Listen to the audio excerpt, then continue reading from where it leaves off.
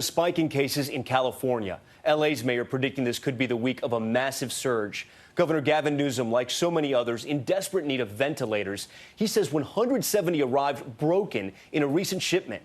Governor Newsom telling us the state is now reaching out to famous billionaires for help. ABC's chief national correspondent Matt Gutman is in California.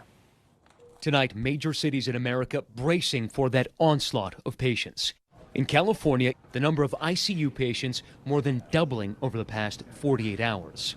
The number of cases surging in the nation's most populous state past 5,000, along with the lag time in test results. Average right now of our commercial labs, 7 days yesterday, average.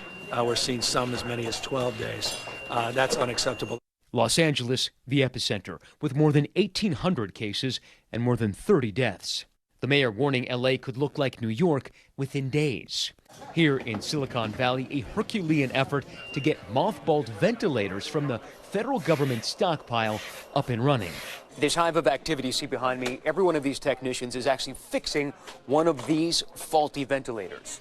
The governor calling in every favor to secure protective gear.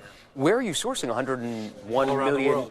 I mean, quite literally. And how are you getting them here? Because everybody's having supply chain problems. I mean, we got Richard Branson taking a 747 from Hong Kong coming into the Bay Area. We've got Elon Musk that was able to get 1,200 ventilators for us in 72 hours from overseas. I've already distributed 31.7 million N95 masks just in the state. I ordered, not making this up, we have on order.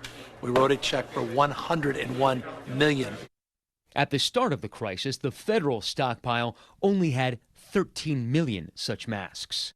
Texas tonight reporting a dramatic spike in cases, 500 in the last 24 hours. The governor announcing major travel restrictions for anyone arriving from several cities, including New York, New Orleans, and Miami. And Washington, the first state to grapple with the growing number of dead, still without sufficient supplies. We have a desperate need for the testing kits. We have got to mobilize the entire manufacturing base of the United States, like we did in World War II, for things as simple as these testing kits. And tonight, the Army brought in to convert the cavernous convention center outside Seahawks Stadium, normally home to car shows, into an overflow hospital for non-COVID-19 patients. All right, Matt Gutman joins us now from Los Angeles. And Matt, I know you have an update on Louisiana, but also California's governor says the state is on a war footing and is reaching out to get more medical professionals to the front lines. That's right, Tom. He's calling this a wartime mentality. He says there are thousands of ICU beds in the state, but not enough doctors and nurses to tend to them. So they're graduating doctors and nurses early. They're changing the job descriptions of some. They're retraining others.